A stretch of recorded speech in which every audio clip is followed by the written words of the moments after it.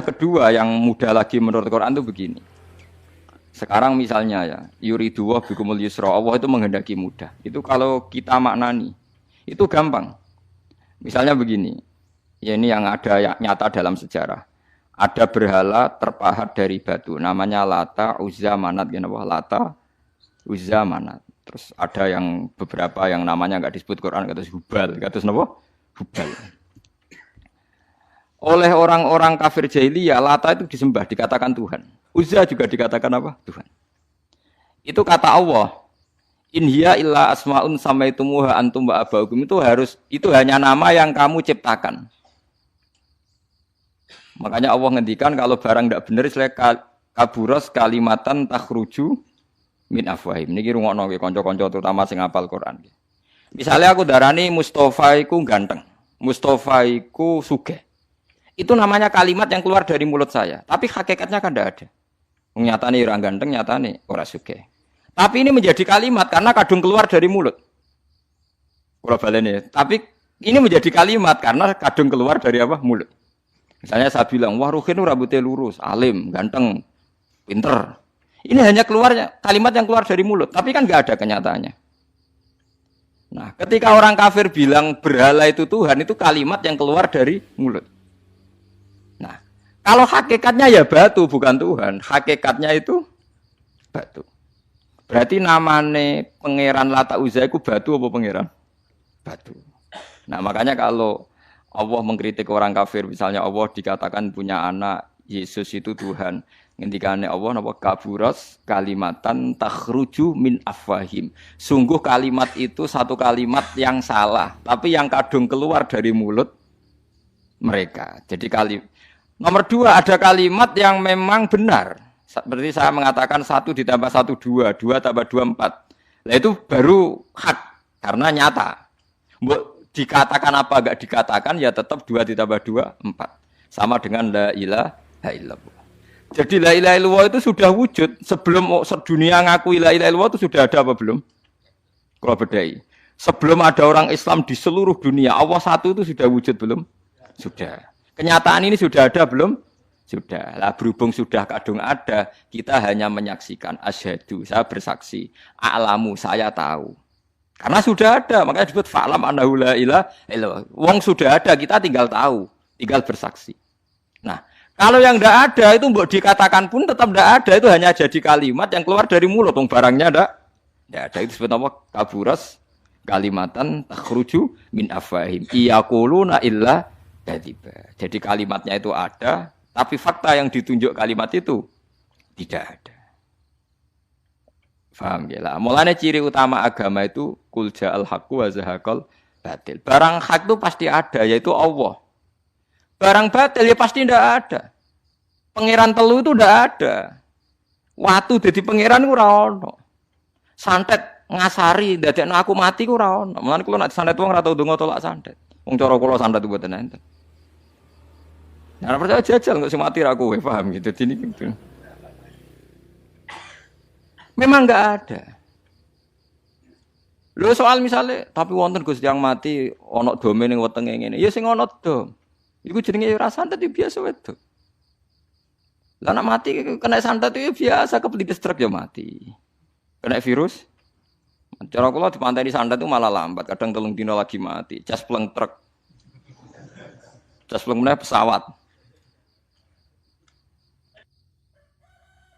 Jadi niku yang paling angel nih gue bab tauhid. Sebenarnya tauhid itu gampang, buatan jelimet. Makanya Allah melatih kita yuridu wa bikumul yusra. Andekan manusia seluruh dunia dipoling untuk melihat Lata dan Uzza, itu apa? Enggak usah ada orang Islam, enggak ada orang kafir, enggak usah intervensi. Pasti mereka jawab itu batu. Andekan Isa Yesus itu dipampang di dunia, orang poling, orang Islam kafir, enggak ada intervensi. Pasti akan bilang itu manusia. Paham ya? Tapi lewat rekayasa dicitrakan itu Tuhan.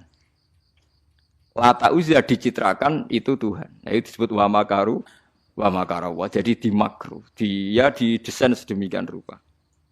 Misalnya di Yunani itu orang kalau bilang Tuhan itu akal, makanya bilang logos. Log itu logos. Tuhan itu arot. Niki rungokno aja sampai salah. Nah, salah kafir teman. Tuhan itu arot, Tuhan itu sifat. Jadi Tuhan itu tidak ada zatnya. Kemudian logos ini nempel di Yesus, kata orang Kristen. Sehingga logos. Logika akal. Makanya kalau orang filsafat darani Tuhan itu akal 1, akal 2, akal 3, akal. Makanya disebut logi, ideologi, log. Nah, pertanyaannya kemudian saat Allah itu arot, Allah itu log, kemudian belum ada tempatnya Allah bergentayangan di mana? Sebelum Yesus ada terus lalu Allah bersemayam di mana? Terus ada orang Majusi bersemayam di api. Nanti yang orang kafir jahiliyah bersemayam di arca-arca itu. Yang orang kuno Majusi di mana, di gunung apa? Mungkin orang Sugihan di gunung Kawi macam-macam itu terus. Wah, itu kan terus jadi repot. Repotnya adalah kalau sifat itu harus nempel di dat. Dan datnya mana enggak jelas. Itu satu.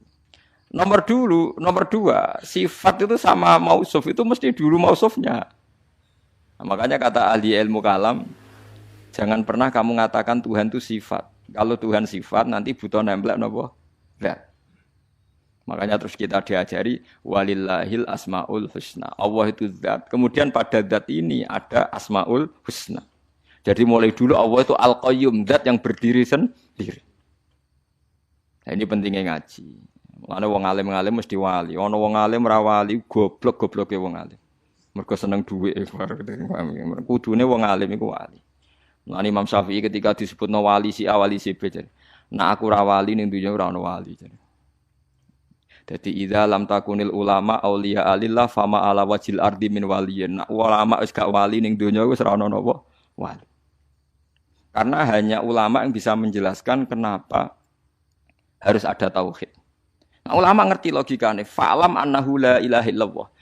Kamu tahu. Bisa diketahui itu karena barangnya sudah hak, sudah wujud. Kalau barangnya belum wujud kan tidak bisa diketahui. Misalnya begini. Berhala Lata Uzza itu yang bisa diketahui satu. Bahwa itu batu. Karena batu itu wujud. Ya, batunya itu wujud. Tapi sifat ketuhanannya Lata Uzza tidak wujud. Makanya nggak bisa diketahui. Wong nggak wujud. Agar barang ra wujud kan nggak bisa nopo diketahui. Yang bisa diketahui hanya barang wujud. Makanya fa'lam annahu la ilaha illallah. Harus tahu. Tapi andai kan kita tidak tahu pun ya tetap Tuhannya Allah. Tahu atau tidak tahu. Nah, ini di sini Quran sering bilang kul aminu bihi aula tu'minu. Cek kowe iman, cek ora iman ini enggak ada pengaruhnya bagi wujudnya Allah ning zaman azali. Di kula baleni malih itu memang jadi dulu itu orang-orang terjebak ketika Tuhan yang Yunani dianggap logos, log. Kemudian di Timur Tengah Tuhan itu dianggap satu arot sing nemplek, sifat sing nemplek ning berhala-berhala. Engko ning gone daerah Majusi ning wasani sing nemplek ning napa geni macam-macam. Mon niku walhasil akhirnya semuanya itu kalah dengan tauhid sing digawa Kanjeng Nabi Muhammad sallallahu alaihi wasallam. Bahkan sekarang tiang Nasrani pun itu tidak pede dengan teori trinitasnya. Orang kan sekarang tahu semua kan perdebatannya Ahmad Didat sama Stanley Fischer itu macam-macam. Itu kan sampai ada seorang mahasiswi dari Swiss ketika yakin sifat Tuhan yang dijelaskan Ahmad Didat bilang, sepertinya Tuhan Anda lebih menarik. Karena dibilang Tuhan Islam itu tidak punya anak, tidak diperanakkan, tidak ada padanannya. Kalau Tuhan Anda ini padanannya banyak gini-gini terus itu ada orang tertarik. Sepertinya Tuhan Anda lebih menarik. Karena sifatnya lebih apa? Ya lebih menarik. Terus tadi maknanya walat itu kalau menurut ilmu kalam itu dua. Walat itu anak fisik, anak gen.